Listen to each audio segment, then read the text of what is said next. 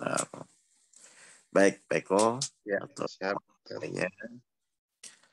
Sebenarnya kan kalau kita renungkan, Pak, untuk masuk surganya Allah, selain memang harus dengan rahmatnya kan, Iya, kita harus berbuat baik di dalam menjalani kehidupan di dunia. Betul nggak, Pak? betul, betul. Nah, sekarang pertanyaannya ya ke Pak Eko ya. Hal atau inti yang mendasar agar manusia berbuat baik itu dasarnya apa? Ya. Atau Kalau kita siapapun. Al-Quran, Ya, akan orang juga baca Al-Quran, Pak. Tapi ya, kenyataannya kadang-kadang kan ada yang malah tidak baik dengan hal itu. Saya ulang ya. Jadi ya. dasarnya manusia bisa berbuat baik dengan benar itu apa? Kalau kita takwa, Kan itu hasil yang kita nggak tahu. Maksudnya Pak Eko akan hmm, berbuat baik sama orang.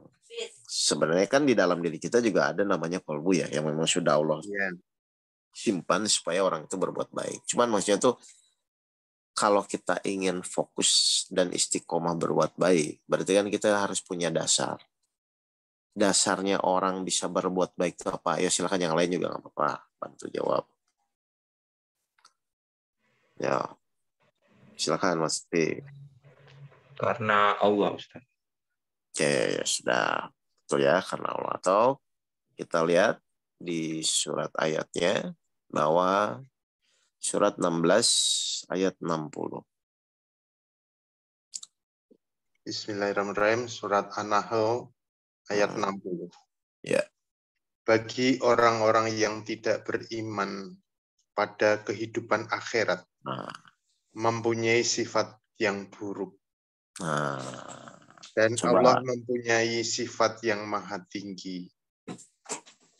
dan Dan dia dia memperkasa dan maha bijaksana.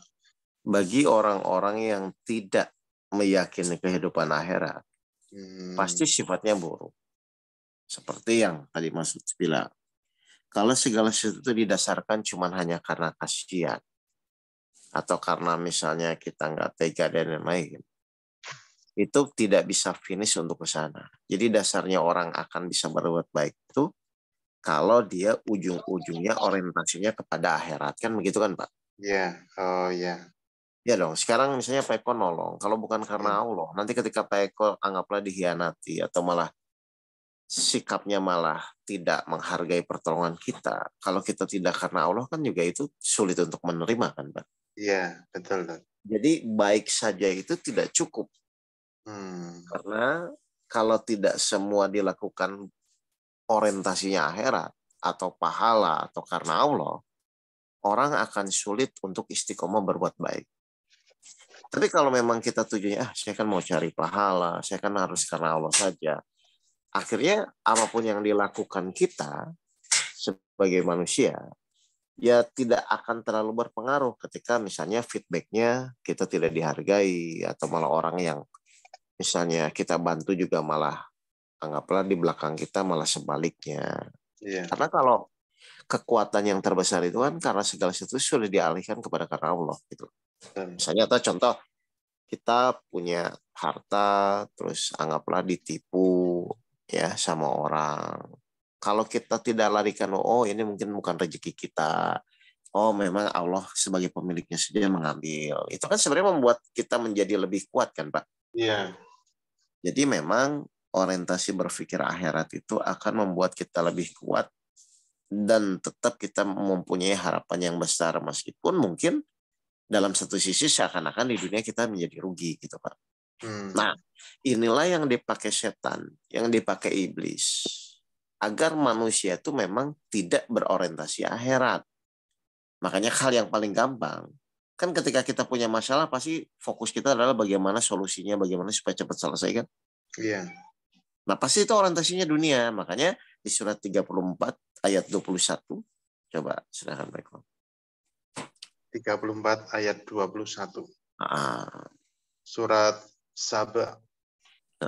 ayat Dan 21. tidak ada kekuasaan iblis terhadap mereka. Melainkan hanya agar kita dapat membedakan siapa yang beriman kepada adanya akhirat. Dan siapa yang masih ragu-ragu tentang akhirat itu? Nah, jelaskan, Pak. Pokoknya kalau segala sesuatu tidak diniatkan kepada akhirat, siap-siap aja kecewa gitu loh, Pak. Ya. Makanya niat karena Allah itu sangat penting ketika kita melakukan proses itu, gitu loh. Dan memang mau tidak mau, gitu. Atau gini aja lah, Pak Eko ya. Ya. Kan kita secara rumus sudah paham semua kejadian atas izin Allah. Betul. Ya. Tapi biasanya manusia tuh melihat kejadian atau melihat izin Allah? Kejadiannya tuh. Nah, kalau kejadian berarti orientasinya apa? Dunia. Dunia. Makanya itu yang akan jadi berat. Tapi kalau izin Allah? Semuanya ringan. Akhirat kan orientasinya kan? Akhirat. Nah, jadi kalau ini kan sebenarnya pilihan dari Bapak Ibu sendiri. Ketika menyingkapi suatu permasalahan, Bapak Ibu mulai mau melihat dari sudut pandang dunia atau sudut pandang akhirat. Kalau sudut pandang dunia, manusia ketika diberikan masalah, pasti akan berpikirnya bagaimana secepatnya menyelesaikan masalah. Nah, di sini yang dipakai setan, pakai iblis untuk menguasai kita kan? Karena keinginan kita adalah bagaimana untuk menyelesaikan permasalahan. Tapi kalau orientasinya akhirat, bagaimana menghormati izin Allah, bagaimana kita bisa bersabar ikhlas di dalam menjalani permasalahan itu. Ngerti ya? Sehingga tadi jelas ya ayatnya ya di surat 16 ya, surat 16 ayat 60 itu jelas bagi orang-orang yang tidak beriman kepada akhirat atau bagi orang-orang yang tujuannya tidak akhirat pasti memiliki sifat yang buruk. Karena tidak ada penetralisirnya, Pak. Kan kalau kita kembalikan semua kepada Allah itu sebenarnya kan ada menetralisir. Ketika kita sedih, ketika kita bingung, oh tenanglah. Toh Allah juga yang akan menyelesaikan misalnya. Oh tenang saja.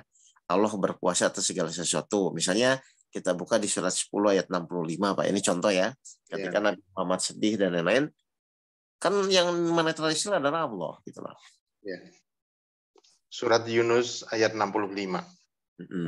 Dan janganlah engkau Muhammad sedih oleh perkataan mereka. Nah kan misalnya anggaplah kita diomongin atau apapun sama orang kan dengan situasi itu. Terus apa hiburan Allah? Sungguh kekuasaan itu seluruhnya milik Allah. Jadi dia terus ada lagi enggak? Enggak. Dia maha mendengar dan maha mengetahui. Ya, jadi kan artinya ketika kita misalnya drop atau sedih terhadap segala sesuatu kejadian yang menimpa, kan ujung-ujungnya dikembalikan lagi kepada Allah kan, Pak? Iya. Supaya apa? Supaya beban itu memang bisa dialirkan, bukan dipendam. Jadi ujung-ujung semua muaranya adalah ya memang harus berpikirnya orientasinya akhirat, harus dikembalikan kepada Allah. Kalau enggak stres tingkat dewa, Pak. Apapun itu, coba Bapak Ibu. Tapi kita kan terdiri dari dulu selalu berpikir ketika ada masalah bagaimana mengatasinya, solve problemnya gimana, bagaimana menyelesaikan. Kan itu yang terjadi.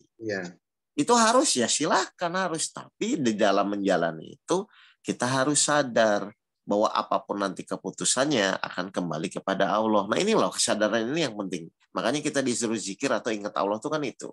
Ingat terhadap apa? Yang ingat terhadap segala sesuatu yang menimpa kita itu bahwa itu tidak akan selamanya dan itu tetap akan kembali kepada Allah. Sehingga kita akan semakin kuat di dalam menjalani proses permasalahan kehidupan. Saya ulang ya, jadi kalau Bapak Ibu menjalani sesuatu tidak ada unsur akhiratnya, tidak ada unsur kepada Allahnya, udah siap-siap aja. Pasti lelah lah.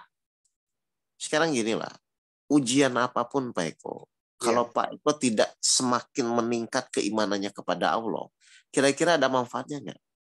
Nggak ada manfaatnya. Kalau cuma selesai, kalau cuma ingin keinginan kita terwujud. Tapi kalau tidak dikembalikan kepada Allah atau tidak meningkatkan keimanan kepada Allah, kan buat apa juga kan, Mbak? Betul.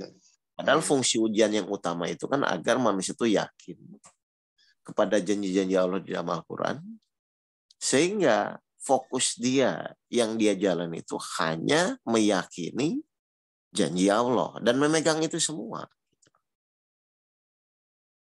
Jelas ya? Jadi Ya. yang harus kita lakukan, ya, yang tadi saya jelaskan. Ternyata kalau ujung-ujungnya orientasi kita tidak kepada akhirat, sulit. Dan Bapak Ibu akan menjadi, ya, ya itu yang dibilang iman turun naik itu. Jadi kalau saya melihat, orang yang imannya turun itu kan karena dia kan mengikuti hawa nafsunya kan, Pak? Iya.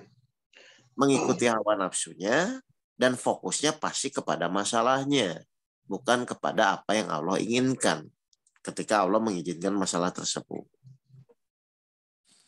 Iya. Makanya di surat 64 ayat 1 silakan, Pak.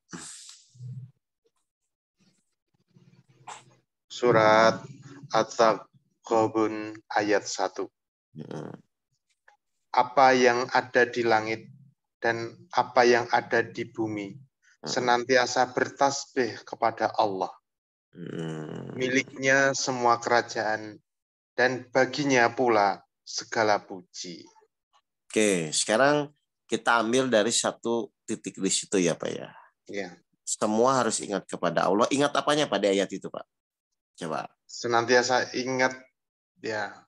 Coba ingat apanya, coba. Silakan, atau yang lain mau bantu silakan. Ingat apanya? Itu baca aja coba, Pak. Sekali lagi. Apa yang ada di langit dan apa yang ada di bumi senantiasa bertasbih kepada Allah. Oke, semua harus ingat memuji Allah. Baik, ingat apanya coba. Terus lanjut. Miliknya semua kerajaan dan baginya pula segala puji. Jadi kita harus ingat apanya, Pak, terhadap dengan di ayat itu? Ya, bahwa semuanya ini adalah milik Allah. Nah, ingat bahwa semuanya itu adalah milik Allah. Saya ulang ya. Kalau Bapak Ibu tahu bahwa semua itu milik Allah, terus yang ditakutkan, yang dikhawatirkan, yang diproteskan itu apa? Kadang orang berpikir ini adalah hasil usaha saya gitu. Lah iya, saya ulang lagi. Enggak, itu silakan. Tapi maksud saya itu, kalau Bapak Ibu tahu bahwa semua itu milik Allah, atau ginilah biar Pak Eko bisa menangkap lebih cepat lah. Saya sering nih kalau kasih analogi ini tuh sering. Misalnya dompet tetangga kita hilang, pengaruh nggak buat Pak Eko? Nggak pengaruh. Kenapa? Ya bukan milik kita. Berarti efek dari rasa tidak memiliki kan sebenarnya jadi ringan kan, Pak? Mestinya begitu, iya. Kan? Ringan. Sekarang pertanyaan kedua, masalah itu milik siapa ya, Pak? Ya kalau masalah milik Allah. Nah, kenapa? Dasarnya betul. Kenapa? Ya Al-Baqarah, surat Al-Baqarah 156. Coba. Iya. 156. Ya. Yaitu orang-orang yang apabila ditimpa musibah, mereka berkata, Innalillahi wa inna ilaihi roji'un. Apa? Sesungguhnya kami milik Allah, dan kepadanya lah kami kembali. Nah, selesai kan Pak? Kalau sudah begitu kan Pak? Iya. Segala sesuatu datang dari. Berarti masalah pun milik siapa Pak? Milik Allah. Nah terus kenapa Bapak Ibu merasa pusing dengan masalah yang dihadapi? Setan, Pak. Iblis. Karena intinya tuh Bapak Ibu pusing tuh karena Bapak Ibu mengikuti hawa nafsunya. Kan cuma begitu sebenarnya. Iya, betul. Hawa nafsu itu kecenderungannya pasti ingin merasa memiliki. Nah untuk menetralisir itu Allah turunkan Al-Quran supaya mana itu sadar bahwa kita tuh bukan pemilik. Kan begitu sebenarnya. Iya. Jadi ya emang ini tarik-tarikan antara keinginan Allah dan godaan setan. Kan cuma itu kan Pak. Iya. Makanya ya tergantung kita meyakini itu bagaimana gitu loh. Coba kita buka Al-Baqarah 268. 268. Setan menjanjikan menakut-nakuti kemiskinan kepadamu dan menyuruh kamu berbuat keji atau kikir. Sedangkan Allah menjanjikan ampunan dan karunia-Nya kepadamu. Jelas nggak nih? Iya. Jadi satu sisi setan ingin kita tuh harus rasa memilikinya tinggi. Supaya apa? Supaya kita akan merasa kehilangan, akan merasa kecewa, akan merasa rugi, kan begitu dikejarnya. Iya. Tapi satu sisi Allah menginginkan, udahlah tenang, pokoknya Allah tuh maha kaya. Apapun nanti yang kamu usahakan, kalau misalnya anggaplah secara hitungan rugi, tapi tetap Allah akan untung. Allah akan memberikan misalnya reward yang lebih besar. Makanya kan pahala itu 1 kali 10 atau berkali lipat, kan begitu kan Pak? Iya. Jadi artinya memang sebenarnya ujung-ujungnya segala sesuatu yang Bapak Ibu jalani dengan hawa nafsunya pasti akan sakit ujung-ujungnya. Dan tidak akan memperoleh kebahagiaan. Tanya kalau Bapak Ibu fokusnya kepada hawa nafsu itu hanya akan memperoleh kesenangan bukan kebahagiaan. Tapi kalau Bapak Ibu mengikuti apa yang diperintahkan Allah, insya Allah akan mendapatkan kebahagiaan. Makanya tadi di surat 16 ayat 60 kan jelaskan segala sesuatu kalau kita tidak orientasinya akhirat, itu pasti sifat kita akan jadi buruk gitu loh Pak. Iya, kalau sudah jadi buruk, sulit akhirnya. Emosi lah, harga diri lah, dan lain-lain. Jadi memang pentingnya kita beriman kepada hari akhirat itu, atau beriman kepada hari akhir itu, untuk menetralisir ketika situasi kita tuh anggaplah sedang turun misalnya. Contoh aja ya, misalnya kita tertipu orang, atau misalnya kita anggaplah kehilangan sesuatu. Kan kalau tidak dikembalikan kepada Allah gimana Pak? Kan yang ada muncul penyesalan, begitu kan? Sesuatu yang misalnya Bapak Ibu mungkin merasa kok begini, kok hidup saya gini, kok saya nggak dihargai, kan begitu kan? Iya, kebanyakan begitu. Nah, jadi sifat-sifat itu tuh hanya bisa dinetralisir ketika kita beriman kepada hari akhir atau beriman kepada akhirat. Otomatis kalau dilakukan semua karena Allah, insya Allah akan netral. Gitu loh Pak. Ya gini aja lah. Pak Eko misalnya anggaplah dari suatu perusahaan, terus kita udah benar-benar habisan masuk ke sana, atau udah bekerja maksimal, udah membantu perusahaan, terus tiba-tiba ditendang. Kalau tidak segala sesuatu karena Allah, kan pasti kita merasa kok begini banget sih, kan saya sudah begini, kan pasti ada tuntutan ujung-ujungnya Pak. Iya. Tapi kalau sudah, ya sudahlah, semua atas izin Allah, Allah pemiliknya saja sudah mengizinkan, ya kita sebagai hambanya wajib menghormati Allah. Udah kan selesai itu, clear itu. Iya. Jadi memang perintah-perintah Allah yang Allah sampaikan di dalam Al-Quran itu sebenarnya untuk kita, untuk kebahagiaan kita sendiri, bagi orang-orang yang menyadari, kan begitu kan. Paham ya? Kalau kita didolimi juga ya sudah, itu semua karena Allah gitu ya Tad ya.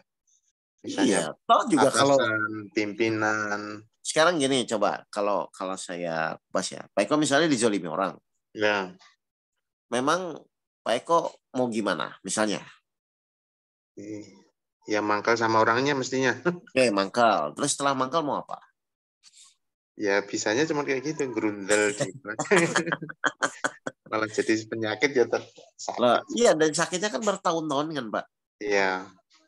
Misalnya kita disakiti orang, terus kita jengkel, kita marah. Oke, setelah kita jengkel, kita marah, terus kita ke sana, terus marah juga. Terus dia juga marah, akhirnya kan berantem. Nah, terus setelah itu mau apa? Kan sebenarnya kalau dipikir-pikir juga nggak ada yang dikejar juga kan Pak.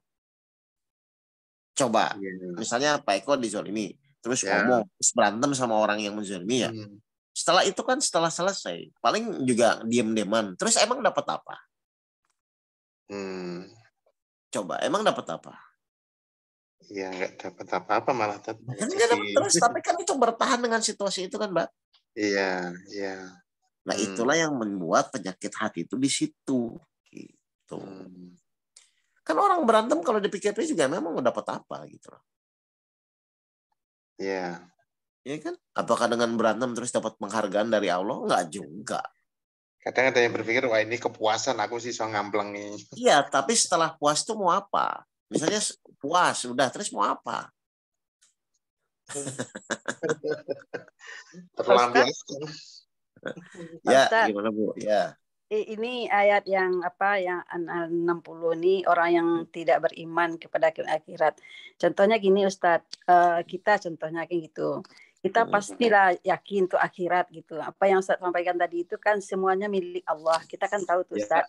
Nah, tapi dalam kehidupan, tapi terkadang ada juga rasa memilih kita tuh ya, contohnya anak sakit kita susah juga, nggak ada uang kita pusing juga, anak lalai dalam ibadah kita pusing juga. Sebetulnya tuh kan tidak dibenarkan, semuanya Allah. Tapi mengembalikan rasa itu tuh supaya itu Allah semuanya. Kadang-kadang itu yang membuat kita tuh sering dilalai oleh setan. Gimana triknya Ustaz? Gini aja, sebenarnya kan tugas kita di dalam menjalani hidup itu kan menjalani masalah kan, Bu. Ya. Itu kan mutlak, siapapun orangnya, tidak ada pilihan. Semua orang tuh harus menjalani masalah hidupnya. Pasti. Setuju? Nah, setuju. Ya. Sekarang baru ibu milih menjalani masalahnya tuh ingin. Ingin ditolong Allah atau ingin tidak bahagia, berarti tidak ditolong Allah, kan gitu kan? Iya. Nah, sekarang dijawab, Allah tuh kira-kira akan nolong kepada orang yang menjalani masalah itu dengan sabar atau dengan tidak sabar, kan gitu aja. Iya, sabar. Kita harus tahu ya, berarti Allah akan menolong saya ketika saya menjalani masalah itu adalah ketika sikap saya sabar saat menjalani masalah. Berarti kalau tidak sabar, berarti Allah tidak tolong. Kan begitu kan rumusnya kan? Iya. Nah, sekarang sudah ketika ada kejadian apapun, ibu pilih yang mana? Bukan masalah nggak punya uang, punya uang. Kalau nggak punya uang, memang itu waktunya untuk ibu bersabar kan? Iya. Kalau punya uang nggak usah sabar, berobat aja kan langsung, kan begitu sebenarnya. Iya. Nah, jadi sebenarnya apapun kondisi yang menimpa kita, misalnya anak nggak sholat, anak nakal, kan ini terjadi semua kan? Iya. Nah, konsentrasi ibu tuh kemana? Harusnya sabar. Ya, konsentrasi orang biasanya ketika misalnya kan kepada kejadiannya kan. Iya. Nah, ini yang membuat akhirnya kita akan menjadi semakin pusing. Kita selalu berharap hasil terus gitu Ustaz ya. Itu yang membuat kita pusing Ustaz ya. Soalnya permasalahannya kan ini sudah berlangsung lama kan, Bu? Iya. Dari ibu misalnya muda sampai sekarang pun. Atau siapapun orangnya kan selalu melihat kejadian terus kan, Pak, Bu? Iya, betul. Nah, kalau saya mengevaluasi, ya udahlah, sekarang kan udah saatnya kita mau berubah. Berarti kalau kita ingin berubah, berarti sudut pandangnya bukan kepada masalahnya lagi. Kita harus mau merubah mindset itu. Berarti sudut pandang kita, nanti kalau saya ada masalah lagi, berarti sekarang sudut pandangnya yang dipakai sudut pandang Allah. Allah tuh ingin apa sih? Misalnya kayak kemarin pembelajarannya, taat. Ingin jadi sabar. Nah, itu memang harus berlatih. Jadi pas nanti ada masalah itu, bukan lagi dianggap masalah. Tapi ini sarana latihan saya mau merubah sikap saya menghadapi masalah itu. Kan udah cukup lah kita bertahun-tahun setiap masalah lihat kejadiannya itu kan udah cukup sebenarnya. Udah lama bahkan. Udah lama seumur hidup kita. Dan terbukti tidak berhasil juga kan, malah jadi mumet dan pusing kan. Stres, pusing. Nah, berarti sekarang sikap kita harus berubah. Ya mau nggak mau. Nanti pokoknya kalau ada permasalahan saya orientasinya akhirat. Itu aja. Bawa cepat-cepat ke akhirat aja Ustaz ya. Bukan mau cepat-cepat mati, Bu, bukan. Enggak pikiran, maksudnya gitu dibawa ke akhirat aja, pikiran kita. Pikirannya dibawa ke akhirat. Ya. Ngerti ya, Bu ya? Udah lama lah dari dulu setiap kejadian lihat orang, lihat kejadian kan kita udah lama pikiran itu. Masa sih begitu terus kan? Itu kan tinggal kita mulai pelan-pelan lah merubah pola berpikir itu. Dan insya Allah mudah lah harusnya kalau semakin lama tuh. Dijalani aja. Ya. Jelas ya? Ya. Oke, Pak Eko dan teman-teman yang lainnya, terima kasih. Mari seperti biasa rekamannya nanti saya share. Mari kita tutup dengan bacaan hamdalah bersama-sama. Alhamdulillah. Assalamualaikum warahmatullahi wabarakatuh. Waalaikumsalam warahmatullahi wabarakatuh.